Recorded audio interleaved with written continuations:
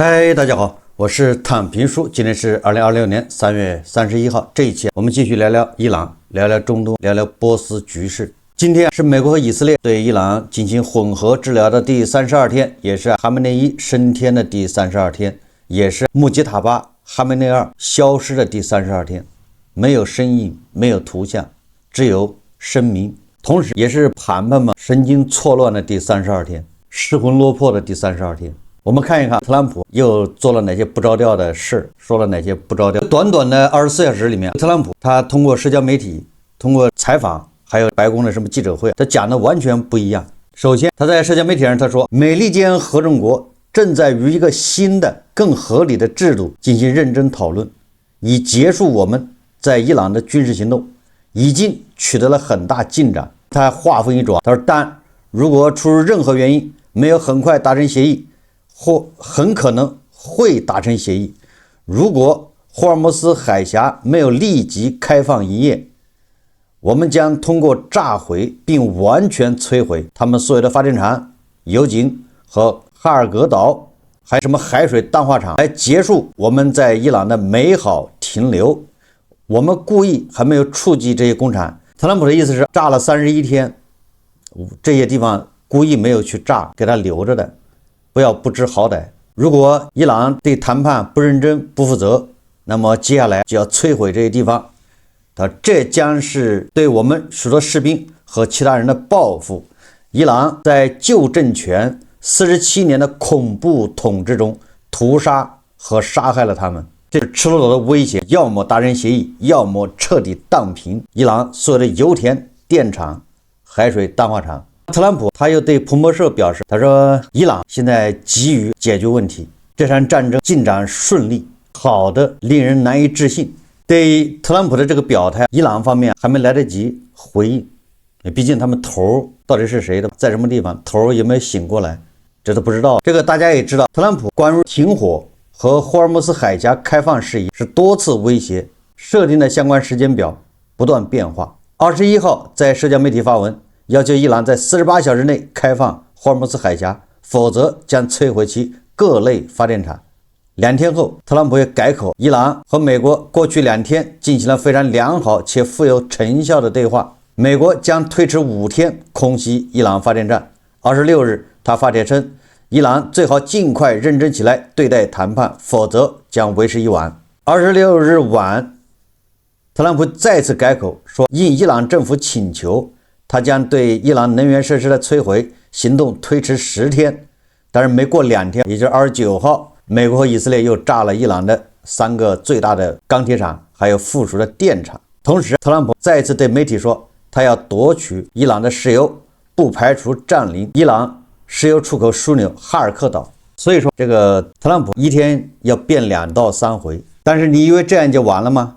那就太不特朗普了。新华社今天报道说，美国《华尔街日报》援引美国政府官员的话报道，美国总统特朗普告诉其助手，即使霍尔木斯海峡仍关闭，他也愿意结束美国对伊朗的军事行动。也就是说，前面他说了威胁伊朗要开放霍尔木斯海峡，否则把你的电厂全部炸完。后面他又说，即使伊朗不开放霍尔木斯海峡，他也愿意结束对伊朗的军事行动。前后矛盾180度大转弯，你相信他哪一句话都有可能发生误判。关于这一点，伊朗的议长卡利巴夫他有话要说。卡利巴夫说，如果你在资本市场，你要按照这个特朗普说的反着来，这个意思说特朗普这个是在操纵资本市场。3月30号，美国总统特朗普在纽约邮报采访时说，伊朗议会议长卡利巴夫是与美国就结束战争事宜进行沟通的伊朗官员之一。当被问及在与华盛顿合作方面能否信任卡利巴夫时，特朗普回答说，我们会拭目以待。特朗普还表示，大约1周后会告诉媒体详细情况。但是伊朗这边的卡利巴夫矢口否认与美国进行任何谈判。特朗普说，我就是跟卡利巴夫谈，但是卡利巴夫他否认没有跟美国人有任何直接对话。特朗普继续警告，他说，针对伊朗能源基础设施即将发生毁灭性的军事反应，继伊朗对海法炼油厂的袭击之后，也就是伊朗不是打击了那个以色列海法炼油厂吗？那么特朗普说要进行毁灭性的报复。特朗普又说，伊朗的新领导层更理性，大概指这个卡利巴夫吧，能够共同合作，因为之前的领导层已被消灭，其他人都死了。特朗普还提到了这个哈梅内尔，也就是穆杰塔巴状况，并声称他身受重伤，没有人听说过他的消息，也就是说，连美国、以色列都不知道穆杰塔巴的现状。可见这个穆吉塔巴确实很神秘。白宫的新闻秘书莱维特他又在随后进行了补刀。他说伊朗必须做正确的事，与美国达成协议，否则将面临严重后果。提到美方宣称的所谓谈判，莱维特表示，美方将验证伊朗方面私下传递的任何信息，也就是伊朗你不能单面一套背后一套，表面上托人说话、托人带话，那是华贵。但是背地里做的是另外一套，就这个意思如果伊朗方面食言，将面临军事后果。莱维特说，一些伊朗前领导人欺骗了美国，因此已不在人世。也让卡利巴夫，也就是现在的伊朗的这些谈判的人，你们要认真对待谈判，不要耍弄。特朗普一生气，那后果很严重。这个莱维特也说，美国总统特朗普希望4月6日前与伊朗达成协议。4月6日是特朗普设定的对伊朗能源设施空袭的最后期限。特朗普向《金融时报》表示说，卡利巴夫已经授权容许油轮通过霍尔木斯海峡。特朗普将此举解读为卡利巴夫愿意做出让步，从而达成结束战争的协议。卡利巴夫否认曾与美国进行任何谈判。据《华尔街日报》报道，卡利巴夫是美国和以色列暂时从其死亡名单中移除的2名伊朗官员之一。卡利巴夫说，美方把愿望包装成新闻，而伊朗将痛击侵略者。特朗普有关美国停火的新闻都是心理战，在这么的高压之下，伊朗人的选择余地其实不多。伊朗议会国家安全和外交委员会成员布鲁杰迪3月30号对媒体表示说，伊朗计划对霍尔木斯海峡的船只收费，待议会批准后便会由伊朗政府开始执行。布鲁杰迪说，土耳其、埃及、巴拿马等国都收取船只通行费用，这是国际通行做法，而伊朗在过去数十年都为过路船只提供了优惠，也就是伊朗要准备在霍尔木斯海峡收过路费了。这是个好消息。收谁的钱呢？过往的船只交钱。路透社报道说，在与伊朗进行磋商后，土耳其、埃及和沙特阿拉伯向美国提交了关于开放霍尔木斯海峡的提案。该提案建议采用类似于苏伊士运河的收费机制。土耳其、埃及和沙特阿拉伯可能组成一个财团来管理通过该水道的石油运输。该提案已与美国和伊朗进行讨论。巴基斯坦陆军参谋长与美国副总统万斯保持着定期联系，说目前尚不清楚伊朗国内对此类想法的支持程度。也就是说，由土耳其、埃及和沙特这么几个国家组成，在那儿联合收费，管理霍尔木斯海峡。不管谁收费，是伊朗收还是搞个第三方在那儿管理收费。日本、韩国、2个印度，甚至新加坡、越南还有欧洲都有福了。不知道盘盘们是怎么看的？盘盘是鼓掌还是痛骂呢？不知道胡一金老师怎么看的？反正霍尔木斯海峡通行船最多的就是大国以后每艘船都要交过路费200万美元。但是盘盘们还没搞清楚什么状况，到底是对他好对他不好。人家美国已经反对了。卢比奥说伊朗正威胁要控制霍尔木斯海峡并实行收费制度，我们绝不允许这种情况发生。我们可以在几周内，而不是几个月内实现我们的目标。美国的财政部长贝森特说，随着时间的推移，美国将重新控制海峡，并为实现航行自由而准备。盘盘们极力反对美国，但是美国却在维持叫什么航行自由免费。但是胡一金老师是希望美国失败而逃。我不知道到时候伊朗还收过路费，会不会给某些国家免费，给印度。咱们都是正义联盟，你是二哥，我是三弟，自家人还收什么钱？这个土耳其的这个叫博什普鲁士海峡收费，什么埃及的运河收费，都是有道理的。因为首先运河要管理，第二个，运河两岸都是人家的土地，人家提供服务要管理的。你霍尔木兹海峡那两岸是你伊朗的吗？这个叫航行一个中心线，对不对啊？中心线那边是你的，那这边还是人家巴林或者是卡塔尔的，整个海峡是你伊朗的吗？再说了，你在这提供了什么服务？要照这么干，那是只要有海峡的地方，咱都可以把它堵上，收费，谁拳头大谁说了算。所以说，就这么个神棍政权，他只听得懂暴力，讲理是讲不通的，只有打。但是就这样的一个神棍政权，这些盘盘们不知道为啥拼命维护这个神棍政权，哪怕自己大腿在出血，不要紧，不在乎，只要伊朗的针能扎着美国的屁股就行了，让美国不舒服，哪怕盘盘自己大腿在出血不要紧，小意思。这就是盘盘逻辑。印度的盘盘到了国外，他还是盘盘。为什么？就是盘盘他没有独立思考能力。你比如说，假设你是个川黑，其实也没关系，讨厌特朗普这没毛病，你愿意恨他就恨他。你如果讨厌特朗普，按照正常的逻辑思维，你恨特朗普，恨之入骨，希望他失败，希望他摔一跤也没毛病。那好，那他在伊朗做的这些事情，你应该叫乐见其成，就稍微有点头脑的。为什么？你看伊朗反抗特朗普的，反正一个是神棍政权，打击神棍政权，我看大部分人都是举双手赞成的，个别的印度的盘盘，海外的盘盘，我看打击伊朗神棍政权，他们也不反对。如果说反对这个呢，他就没有立足之地啊。那特朗普打击神棍政权，如果赢了，盘盘应该高兴才对，海外的应该鼓掌，毕竟把这个神棍政权给他教训了，推翻了，打惨了，为这个1月份伊朗那么的人无辜的人，为他们被暴力镇压叫复仇。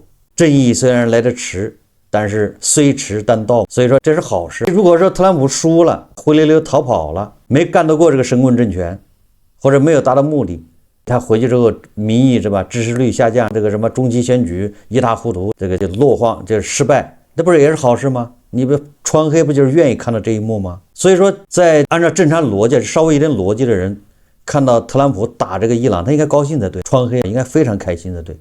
赢了，川黑也是赢；输了，那川黑就是大赢。你看输了，那特朗普中期选举失利。所以说，我就不知道这个川黑为什么天天骂特朗普打伊朗，想不通。所以说，他没有什么逻辑能力。共同的特征，什么叫盘嘛？就是极端。完了之后叫为了反而反，跟胡锡进是一样的，为了反美而反美。盘嘛就是为了反什么而反什么，川黑就是为了反特朗普而反特朗普。所以他们共同特征就是为了啥而反啥。所以把自己反成神经质，有病。特朗普说这个屎不能吃，川黑就说屎能吃，不信我吃给你看，不仅能吃，还很有营养，而且还有好多种吃法，屎的8种吃法，他能搞出这一套出来，这就是川黑。所以说，基本上他就是慢特征，无论他身处何地，盘心不变。这盘心就是反而反。特朗普做的对的，那也得骂；做的错的骂，那是应该的。那做的对的他也骂。特朗普做的对的，别人表扬，他也骂别人，他就是这种人。所以这些人到了哪里，基本上就是没有什么能够改变或者认知提高，不可能的。他到哪里都是坚如磐石啊。我们再看看特朗普，特朗普说让阿拉伯国家掏腰包。路透社报道，美国白宫发言人莱维特30日表示，美国总统特朗普有意呼吁阿拉伯国家承担伊朗战争相关费用。他补充称，与伊朗方面为结束冲突举行的谈判进展顺利。这个记者问阿拉伯国家是否会协助承担战争费用时，莱维特称他不会抢在特朗普之前表态，但认为这确实是特朗普一个想法。我倒是觉得这非常符合特朗普的这个特征，商人援助乌克兰的武器让欧洲买单，那欧洲也掏钱了，所以说他打伊朗，沙特、中东这国家买单也完全有可能。美国打伊朗，首先得利的是谁？得利的人很多，其中就有中东这个玩意国。那中东的玩意国既然得利，那你出钱也说得过去。当然了，买单可能就是变一下买单，不可能直接掏军费给你掏几十亿，这个也说不过去。那就很有可能是达成什么防务合作啊，或者是投资啊，总之你得给特朗普掏笔钱。为什么？现在有很多媒体报道，沙特的王储萨勒曼就在极力的游说特朗普，据说一天要打1个电话给特朗普，告诉特朗普要坚持住，千万不要撤军，就是宜将慎勇追穷寇，除恶务尽，鼓吹告诉特朗普现在是千载难逢的机会，要重塑中东的格局。中东这几百年来的格局要重新改写，那就在对伊朗的打击上面，不能功亏一篑，不要跟伊朗人现政权签署任何协议，要彻底颠覆伊朗。这就是这个媒体报道的沙特的王储萨勒曼的态度，天天给特朗普打电话。那既然这样，那特朗普让他掏钱没毛病。所以有人就分析，沙特啊也掺和在巴基斯坦这几个中东阿拉伯国家，不是斡旋伊朗跟美国的和谈吗？那沙特怎么掺和在里面干啥？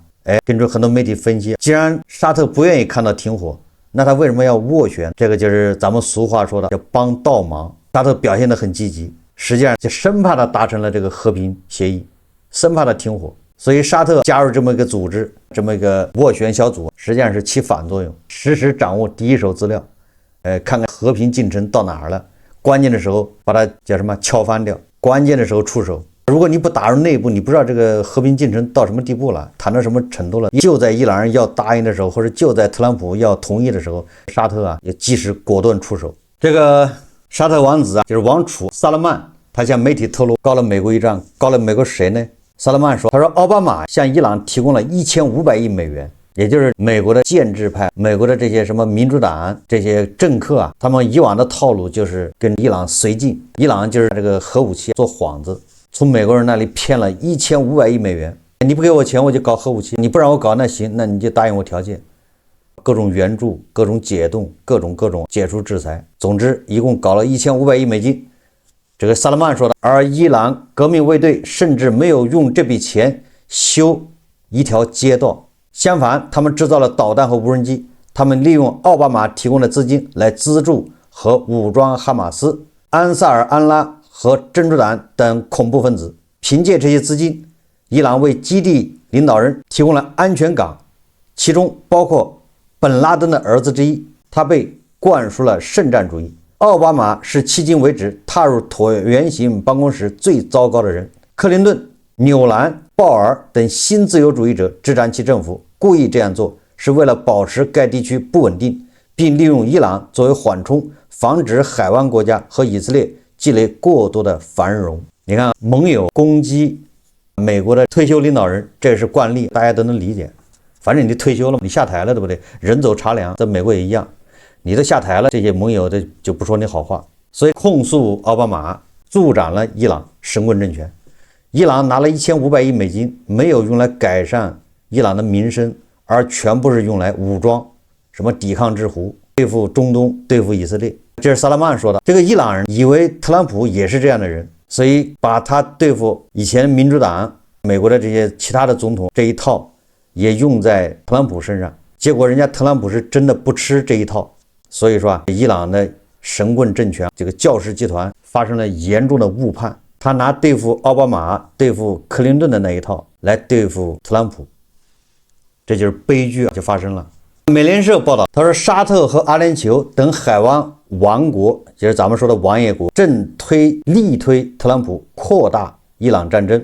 根据美联社报道，美国、海湾国家和以色列官员称，以沙特和阿联酋为首的美国海湾盟友正敦促特朗普继续推进对伊朗的战争，认为在持续1个月的美方主导轰炸后，德黑兰被削弱的不够。在战争初期，这些王爷国私下抱怨美以未提前通知，并指责美国忽视了他们关于战争将对整个地区造成灾难性后果的警告。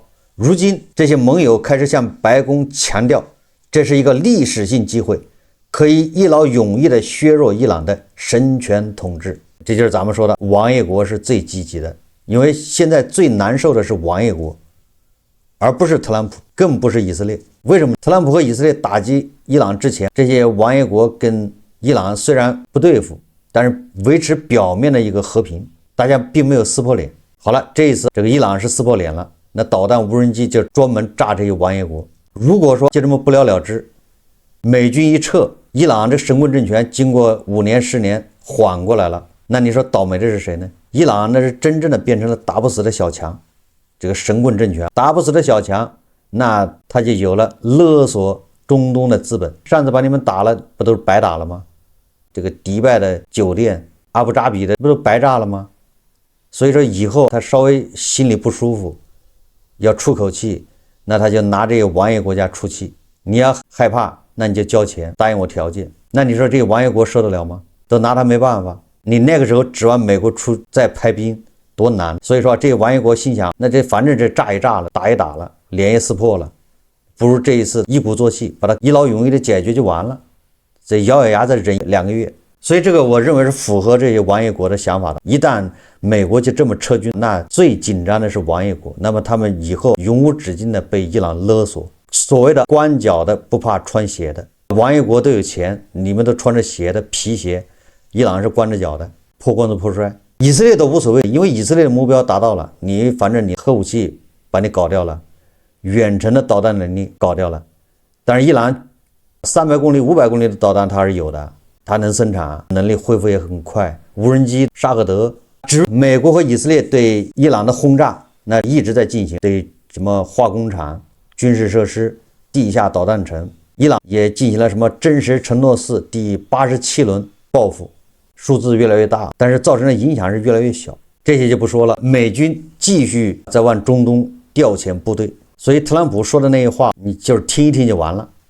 该出手时他一定会出手的。除非现在跟美国谈判的卡利巴夫，甚至有可能是在最后出场的可能是佩泽西奇扬。我一直认为卡利巴夫也可能谈不到最后，可能被以色列人给干掉。除非这个卡利巴夫现在跪得很华贵，五体投地，答应特朗普的一切要求，否则这个谈判是谈不成的，耽误时间。因为现在美军毕竟还没准备好，人还没到齐，闲着也是闲着，先谈着。万一谈的对吧，达到特朗普目的了呢，那就不用动手，就这么个事。所以说。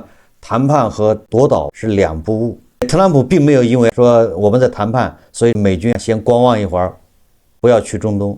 人家是紧锣密鼓在往中东派遣部队，什么82师，什么海军陆战队，现在还在调101空降师。我们再看看这中东国家在搞些什么事。阿联酋取消所有伊朗公民的居留许可，包括持有黄金签证者。大家知道这个迪拜为什么那么火啊？就是因为他不阿联酋搞了一个黄金签证嘛，你只要在那儿买房子或者怎么着的，你就持有一个签证，在那儿就是一住10年，那个税各方面特别低，都是象征性的交点税。所以说全球的富豪都愿意往那儿跑，尤其是穆斯林那富豪。所以伊朗就有很多有钱人，甚至伊斯兰革命卫队、伊朗的高官、教士集团，他们都在迪拜有巨额的私人财富。这下好了。